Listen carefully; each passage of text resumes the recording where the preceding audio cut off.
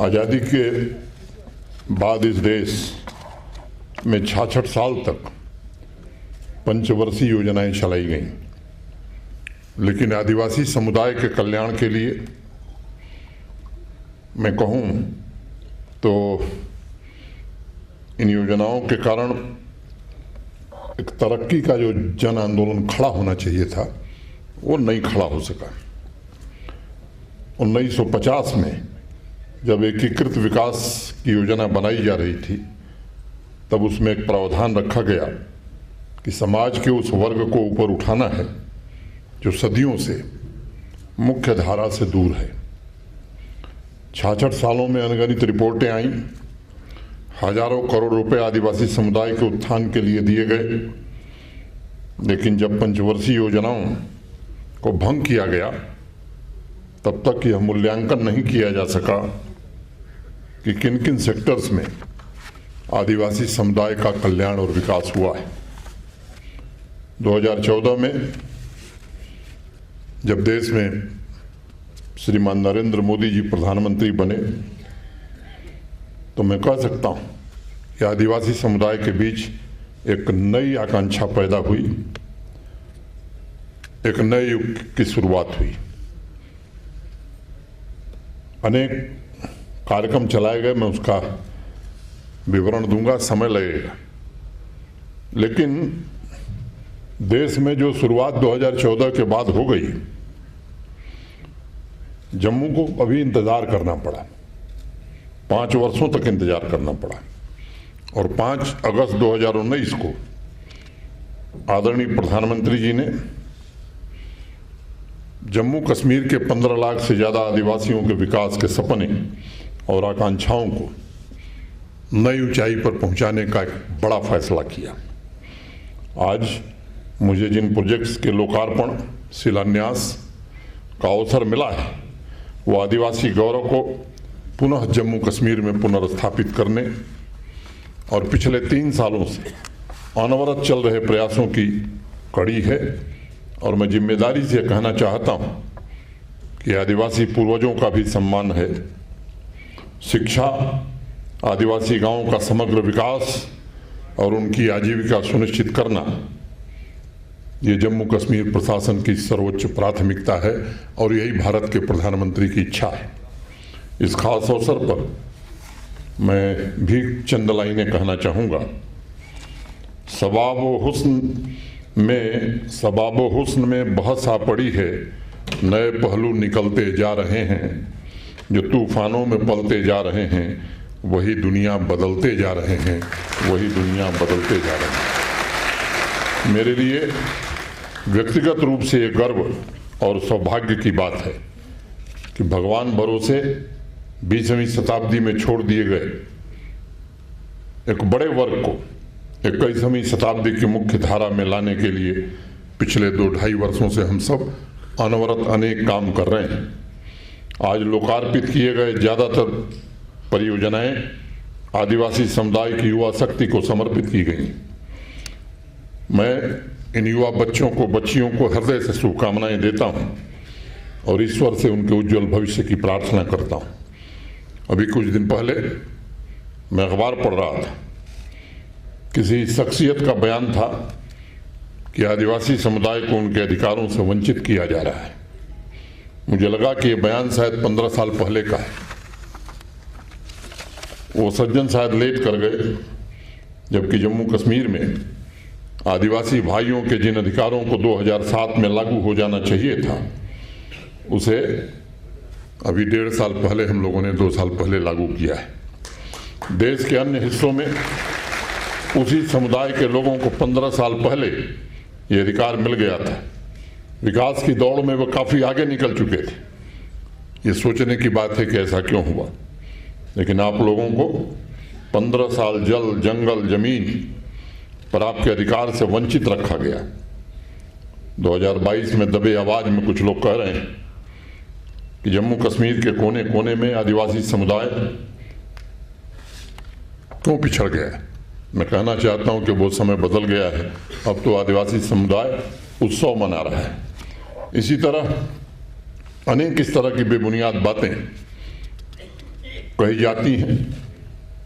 मुझे लगता है कि पिछले 2-3 वर्षों में ईमानदारी पूर्वक एक प्रयास किया गया है कि जो आपका वाजिब हक था, आपकी तरक्की के लिए जो सुविधाएं मिलनी चाहिए थी, उन सुविधाओं को अधिक से अधिक आपको पहुंचाया जा सके। आप कल्पना कीजिए, 1976 में पहला हॉस्टल यहाँ बना था और उसके बाद ऐसा कार्यक्रम और ऐसी नीतियाँ बनाई गई कि 2 वर्ष में मात्र एक हॉस्टल बनता था। बिजली, पानी, सड़क, स्वास्थ्य, शिक्षा, सभी प्रकार की सुविधाओं से भेदभाव किया गया। और मुझे गर्व है कि मात्र पिछले 1-1.5 वर्षों में शाहिद इकबाल चौधरी, उनकी टीम ने, जम्मू कश्मीर प्रशासन ने 26 करोड़ रुपए की लागत से 8 हॉस्टल बनाकर तैयार कर दिए हैं और आज आपके सामने 100 करोड़ रुपए की लागत से 25 नए हॉस्टल बनाने का काम भी शुरू किया जा रहा है, जो मैं समझता हूं कि 1-1.5 वर्ष में ये भी पूरा हो जाएगा। तो अगर आप हिसाब लगाएंगे तो 70 वर्ष में जितने हॉस्टल बने, उससे ज़्यादा हॉस्टल 3 वर्ष में बना करके वर्तमान जम्मू कश्मीर प्रशासन उन बच्चों को जो अपने अधिकारों से वंचित थे, जिनका ये हक था, उसको हम पूरा करने की कोशिश कर रहे हैं और उन्हें समाज और राष्ट्र की मुख्य धारा में जोड़ने का प्रयास कर रहे हैं। मैं मानता हूं कि आदिवासी समुदाय हमारे समाज के सभी वर्गों के विकास की धुरी है। उसकी तरक्की इस बात पर निर्भर करती है कि आज़ादी के अमृत कालखंड में आदिवासी परिवारों के भीतर कितनी समृद्धि आती है। सबका साथ सबका विकास के आह्वान के साथ आदरणीय प्रधानमंत्री जी ये सुनिश्चित कर रहे हैं कि सभी समुदायों का, और विशेष रूप से वे समुदाय जो पिछड़े रह गए, जो छूट गए, इनका इंटीग्रेटेड तरीके से कैसे विकास हो, देश के हर एक क्षेत्र के लोग एक दूसरे के करीब कैसे आ सकें। आज आदिवासी समुदाय के 160-200 विद्यार्थी भारत को जानो कार्यक्रम के लिए आज हमारे बीच से ही रवाना होंगे। एक भारत श्रेष्ठ भारत का इससे उत्कृष्ट उदाहरण आज़ादी के अमृत महोत्सव में और क्या हो सकता है। इस भावना के साथ ही ये बच्चे पूरे देश में भ्रमण करेंगे, देश के दूसरे हिस्से में क्या हो रहा है खुद अनुभव करेंगे। मुझे प्रसन्नता है कि जब हर हफ्ते आदिवासी समुदाय के कल्याण के कार्यक्रम या उनके अचीवमेंट दिखाई पड़ते हैं। ये पिछले 2-3 वर्षों में एक नए प्रकार का वातावरण बना है और मैं हमेशा मैंने अनुभव किया है कि प्रकृति के साथ करीब से जुड़े आदिवासी हमारे भाई बहन एक कमिटमेंट के साथ आवाम की तरक्की में अपना योगदान देने के लिए सदैव तैयार है। और हमारी भी लगातार कोशिश है कि आपके पूर्वज को जिस मुसीबत से जीना पड़ा था, आपके पूर्वजों ने जिस मुसीबत को झेला था, वैसी मुसीबत आपको, आपके बच्चों को न झेलनी पड़े। अभी कुछ दिन पहले ही पुलवामा तथा कुलगांव में Eklavya residential school, modal transit residential school, girl hostel, power sub station, drinking water की फैसिलिटी तथा 6 स्मार्ट स्कूलों का उद्घाटन करने का अवसर मुझे मिला था। 18 अन्य जन कल्याणकारी योजनाओं का शिलान्यास भी उस दिन किया था मैंने। आज हर महीने आदिवासी समुदाय के लिए किसी न किसी प्रोजेक्ट का उद्घाटन या शिलान्यास जरूर हो रहा है। ये बदल हुई है जिसका जिक्र अभी मेहता जी कर रहे थे। 1.5 साल पहले आदिवासी समुदाय के बहुत से डेलीगेशन 2 साल पहले मुझसे मिलते थे, प्रशासन के उच्च अधिकारियों से मिलते थे और अनेक लोग कहते थे साहब जीवन की मूल जरूरतों को पूरा करने में कई पीढ़ियां हमारी खप गई।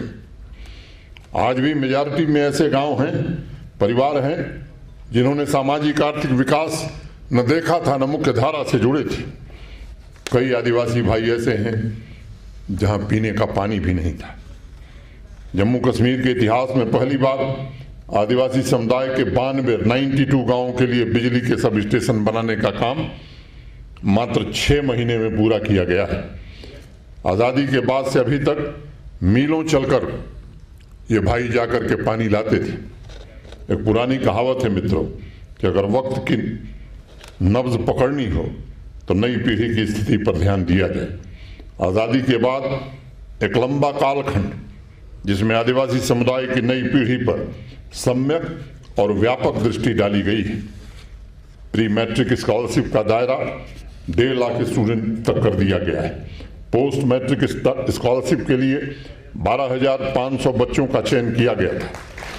अगर कुल धनराशि के आंकड़े देखेंगे तो 50 करोड़ 62 लाख रुपए की स्कॉलरशिप आज आदिवासी समुदाय के बच्चों की शिक्षा के लिए दिया जा रहा है, जो आपने अपने आप में मैं कहूँ रिकॉर्ड है।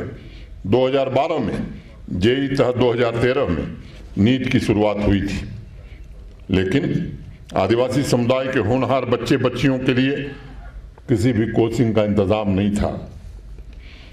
होस्ट 50 और टॉप 50 इनिशिएटिव के अंतर्गत आदिवासी समुदाय के 100 मेरिटोरियस स्टूडेंट्स को पहली बार गवर्नमेंट इम्पैनल्ड इंस्टीट्यूट में कोचिंग की व्यवस्था की गई है, और जो बच्चे कॉम्पिटिटिव एग्जाम में पास हो जाते हैं उन्हें प्रतिवर्ष 70 से 75 हजार रुपए की स्कॉलरशिप भी देने का फैसला जम्मू कश्मीर प्रशासन ने किया है। अगर वह कोई छोटा मोटा कार्यक्रम नहीं है, इसके माध्यम से आदिवासी समुदाय की युवा पीढ़ी को, लाखों लोगों के जीवन को बदलने की कोशिश की जा रही है। आज 2 महत्वपूर्ण कोचिंग स्कीम भी आदिवासी समुदाय के भविष्य निर्माण के लिए लॉन्च की गई है, और ये भी ध्यान रखा गया है कि समुदाय की बच्चियों को अधिक से अधिक एम्पावर किया जाए। पिछले दिनों जब शाहिद इकबाल चौधरी मुझसे मिलने आए थे, कार्यक्रम की रूपरेखा के बारे में विस्तार से मुझे बता रहे थे, मैंने उनसे आग्रह किया था कि जो भी कार्यक्रम हम चलावें उसमें सुनिश्चित करें कि आधी जो आबादी है, मैंने बच्चियों की संख्या भी 50% से कम नहीं होनी चाहिए। और मुझे खुशी है कि शाहिद इकबाल चौधरी और उनकी टीम ने इसका पूरी तरह ध्यान रखा है। टॉप 50 स्कीम में 20 बच्चियां सेलेक्ट की गई हैं, और दूसरी में 100 में करीब 45। मुझे लगता है 5 जो छूट गई हैं शाहिद जी, इसको भी हमें पूरा करना चाहिए, क्योंकि ये नाइंसाफी होगी। सालों तक हमारी आदिवासी बहनों ने कष्ट उठाया है, परिवार तथा आवाम को चलाने का काम किया है, और ये हमारा संकल्प होना चाहिए कि नई पीढ़ी की बच्चियों को सभी प्रकार से सशक्त किया जाए। जितनी भी उनके लिए व्यवस्थाएं करने की जरूरत है, जुटाने की आवश्यकता है, धन की जरूरत है, हम सब प्रतिबद्ध हैं, जरूर करेंगे ताकि हमारी बच्चियां आगे बढ़ सकें। आज स्टार्स 100 स्कीम का भी शुभारंभ हुआ है, जो सिविल सर्विसेज के आकांक्षी 100 आदिवासी युवाओं को क्वालिटी कोचिंग प्रदान करेगा। आदिवासी ग्रेजुएट स्टूडेंट्स जो टैलेंटेड हैं लेकिन जिनकी आर्थिक स्थिति अच्छी नहीं है, उनके ट्यूशन फीस, स्टडी मटेरियल की जिम्मेदारी और खर्च प्रशासन उठाएगा। यूपीएससी हो, जेकेएस हो, इनकी तैयारी के लिए बेहतर इंस्टीट्यूशंस का भी इंतजाम किया गया है। मैं मानता हूँ कि शिक्षा से ही कोई समाज आगे बढ़ता है, और आदिवासी समाज भी मैं समझता हूँ कि जागरूक होगा, और उनकी जागरूकता से ही विकास की नई इबारत लिखी जाएगी। मित्रों, सालों से आदिवासी समुदाय अनेक व्यवसाय करता रहा है। युवाओं ने अनेक स्किल तो सीखे, लेकिन फॉर्मल स्किल डेवलपमेंट एक समस्या थी, जिससे आदिवासी समाज की युवा शक्ति लंबे समय से जूझ रही थी। और अगर स्किल लेबर फोर्स को देखा जाए तो जम्मू कश्मीर के आर्थिक विकास के फॉर्मल वर्कफोर्स में उनकी भागीदारी बहुत कम थी। आज अलग अलग व्यवसायों में 2000 आदिवासी युवाओं को प्रशिक्षित करने के कार्यक्रम का भी शुभारंभ हुआ है।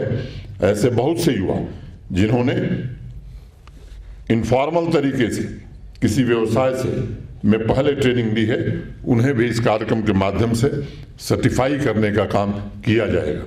सबसे बड़ी बात यह है कि स्किल ट्रेनिंग जम्मू कश्मीर के सभी जिलों में दी जाएगी, ताकि नौजवान जम्मू या श्रीनगर की यात्रा न करनी पड़े, अपने जिले में ही उसे स्किल की ट्रेनिंग दी जा सके। इसका भी इंतजाम किया गया है। एक और महत्वपूर्ण कदम उठाते हुए आदिवासी समुदाय की प्री मैट्रिक स्कॉलरशिप को नेशनल स्कॉलरशिप पोर्टल पर ऑनबोर्ड कर दिया गया है। इसके द्वारा 1000 ट्राइबल स्टूडेंट्स के अकाउंट में सीधे स्कॉलरशिप का पैसा ट्रांसफर कर दिया जाएगा। ये व्यवस्था पूरी तरह से पारदर्शी है, ट्रांसपेरेंट है और हर एक स्टेज पर इसकी मॉनिटरिंग भी की जाएगी। मैट्रिक एग्जाम में बेहतर प्रदर्शन करने वाले टॉप 20 मेरिटोरियस स्टूडेंट्स के लिए ट्राइबल डिपार्टमेंट ने एक लैपटॉप तथा स्कॉलरशिप की घोषणा की थी। इस योजना के अंतर्गत इन विद्यार्थियों को चुना गया है, जिसमें से 14 बच्चियां हैं, 25 में 14 बच्चियां हैं। प्रशासन सिर्फ महिला सशक्तिकरण की बात नहीं कर रहा है, बल्कि समाज के सबसे कमजोर वर्ग के लिए इस संकल्प को पूरी जिम्मेदारी से निभाने की कोशिश कर रहा है। सभी मेरिटोरियस स्टूडेंट्स को आज 50,000 रुपए के लैपटॉप, 25,000 रुपए की स्कॉलरशिप दी गई है। इसके अलावा जो 2 टॉप स्टूडेंट्स हैं आउटस्टैंडिंग परफॉर्मेंस वाले, उन्हें 1-1 लाख रुपए का कैश अवार्ड भी दिया गया है। आदिवासी समाज के मन में लोगों ने ऐसी धारणा बना रखी थी कि उनके बच्चे शायद कभी टेक्नोलॉजी की बदलती दुनिया से न जुड़ पाए। इस ट्रेंड को ही रिवर्स करने का काम ट्राइबल डिपार्टमेंट ने किया है और टेक्नोलॉजी इनेबल्ड एजुकेशन स्कीम, जिसमें 10वीं, 12वीं तथा पीजी के 800 हॉस्टल स्टूडेंट्स को फ्री टैबलेट मुहैया कराया जाएगा। आपके सामने कुछ बच्चों को भी दिया गया है। सभी टैबलेट्स में कोर्स के मुताबिक प्री लोडेड स्टडी मटेरियल भी होगा और ऐसा नहीं है कि कोर्स खत्म होने के बाद हम वापस मांगने जाएंगे। वो उन्हीं के पास रहेगा और अपने पास रख सकेंगे। और आने वाले समय में ये कार्यक्रम आदिवासी समुदाय में डिजिटल लिटरेसी के अभियान में भी अत्यंत महत्वपूर्ण साबित होगा। पिछले वर्ष आदिवासी इलाकों के 200 स्कूलों को स्मार्ट स्कूल में तब्दील करने के लिए 40 करोड़ की लागत से कार्यक्रम शुरू किया गया था। मुझे प्रसन्नता है ये बताते हुए कि 100 स्कूल पूरी तरह से स्मार्ट स्कूल बना दिए गए हैं। जो शेष 100 बचे हैं वो भी जल्दी परिवर्तित कर दिए जाएंगे, ताकि आदिवासी युवा के सपनों को पंख लग सके। उनको इंडोर और आउटडोर दोनों तरह के गेम्स के लिए स्पोर्ट्स किट भी हम उपलब्ध करा रहे हैं। स्मार्ट कार्ड के रूप में आदिवासी समुदाय के लिए मैं समझता हूं कि एक बहुत बड़ी सुविधा आज मुहैया कराई गई है। पिछले वर्ष माइग्रेटरी पॉपुलेशन का सर्वे कराया गया था, अनेक स्तरों पर डेटा तैयार किया गया था और परिवार के मुखिया की फोटो, घर की फोटो तथा अन्य डिटेल जांची गई थी। इसके अलावा हर घर जाकर GIS बेस्ड सर्वे भी किया गया और उसके लिए एक स्पेशल ऐप और पोर्टल तैयार करके सेंट्रल डेटाबेस तैयार किया गया और चिप बेस्ड स्मार्ट कार्ड तैयार किए गए हैं।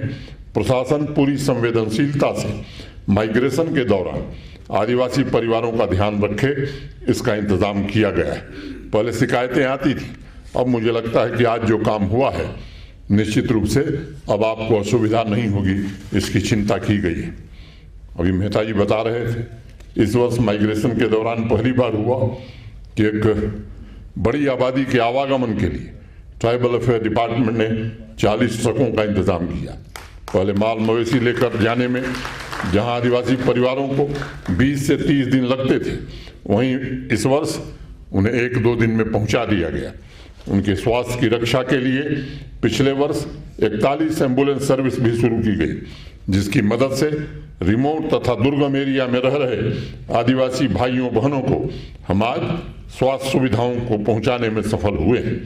आदिवासी समुदाय की कला, संस्कृति, परंपरा और भाषा को संरक्षित करने के लिए भी हमारा प्रशासन पूरी तरह से संकल्पबद्ध है, प्रतिबद्ध है।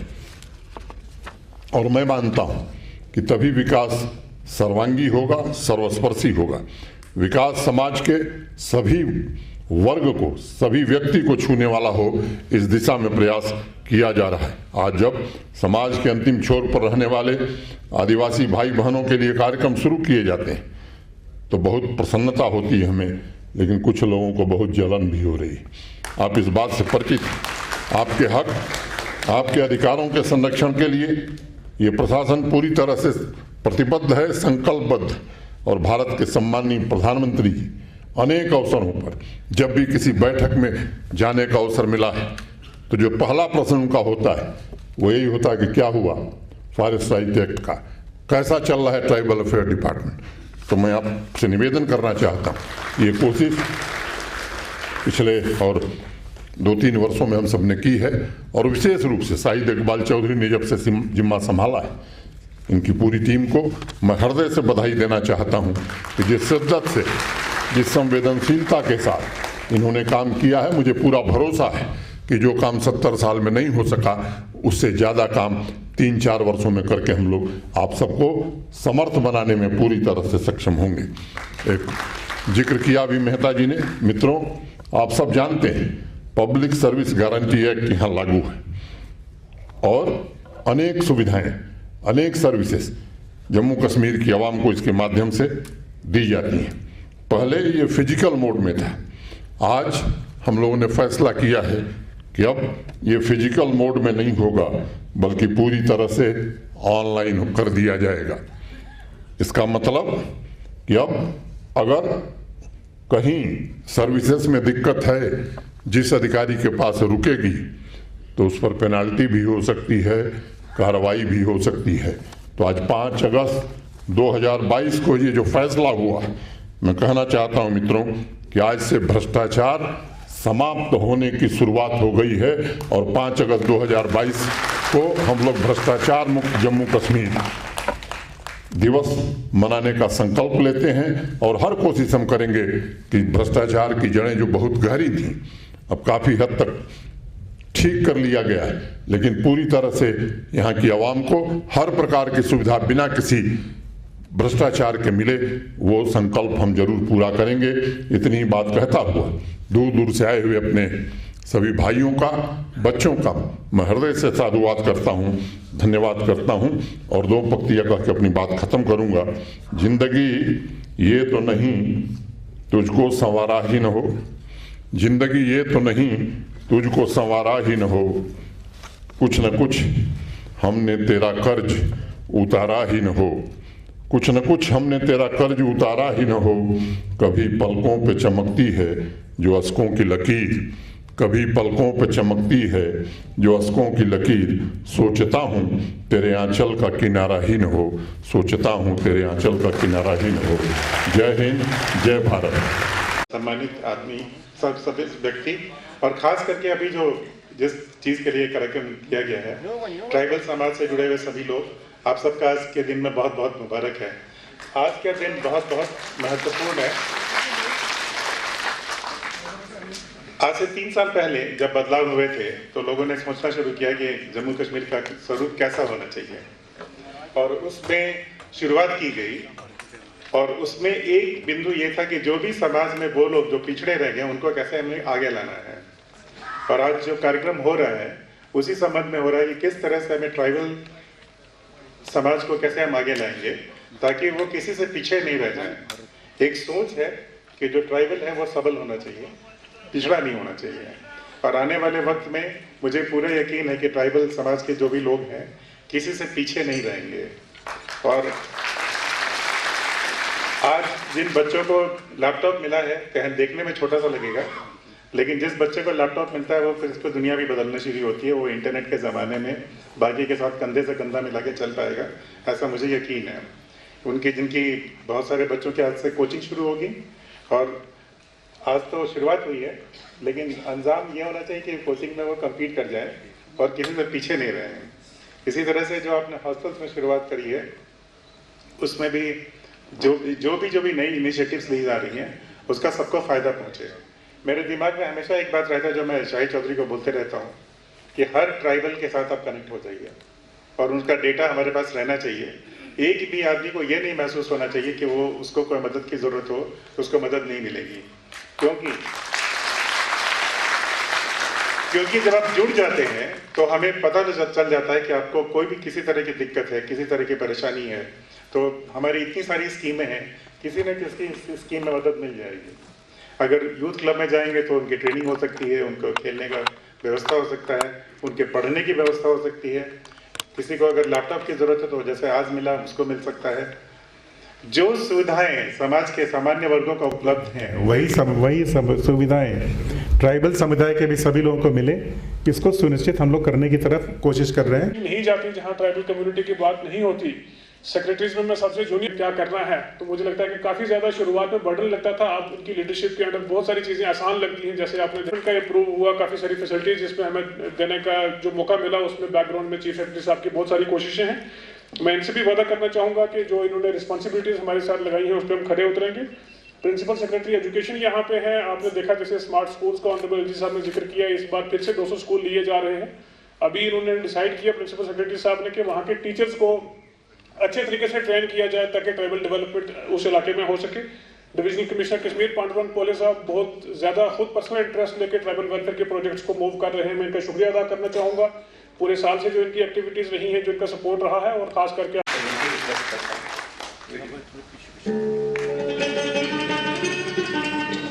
डॉक्यूमेंट्री वाले यार गई है।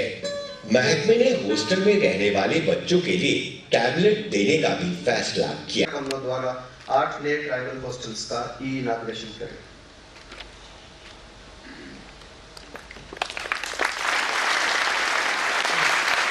अब मैं रिक्वेस्ट करूंगा ऑनरेबल लेफ्टिनेंट गवर्नर साहब से कि वो अपने कार्यक्रमों द्वारा 25 नए ट्राइबल हॉस्टल्स का फाउंडेशन रखें।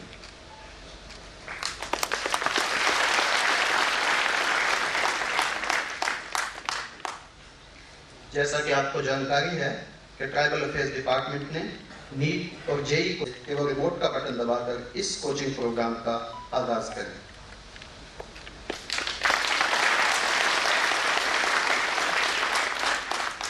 ऑनरेबल एलजी साहब से केवल रिमोट का बटन दबाकर इस कोचिंग प्रोग्राम का भी ई-लॉन्च करें।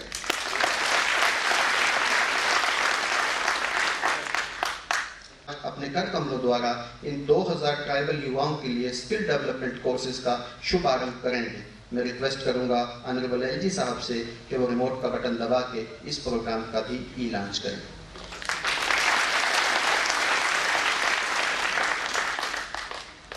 ट्राइबल ऑफिस से आग्रह करता हूं कि वो अपने कर कमलों द्वारा इस स्कीम को एनएसपी पोर्टल पर ऑनबोर्ड करें।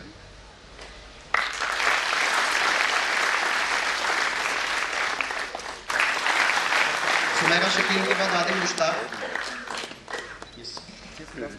आदिल मुश्ताक के बाद रक्षित सिंह। मदद करे भाई, ये लो बेटा, बेटा लो, चलो चलो लो।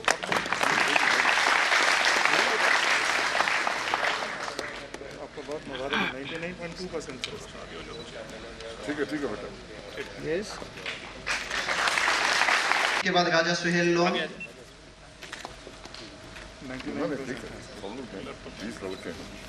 बेटा देखो इधर, सामने देखो, छोटू सामने सामने राजा सुहेल लोन।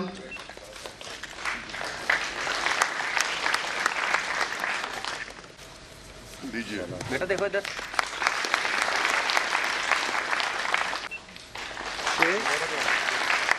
मोहम्मद हफीज चौहान के बाद मुस्कान चौधरी। लो बेटा।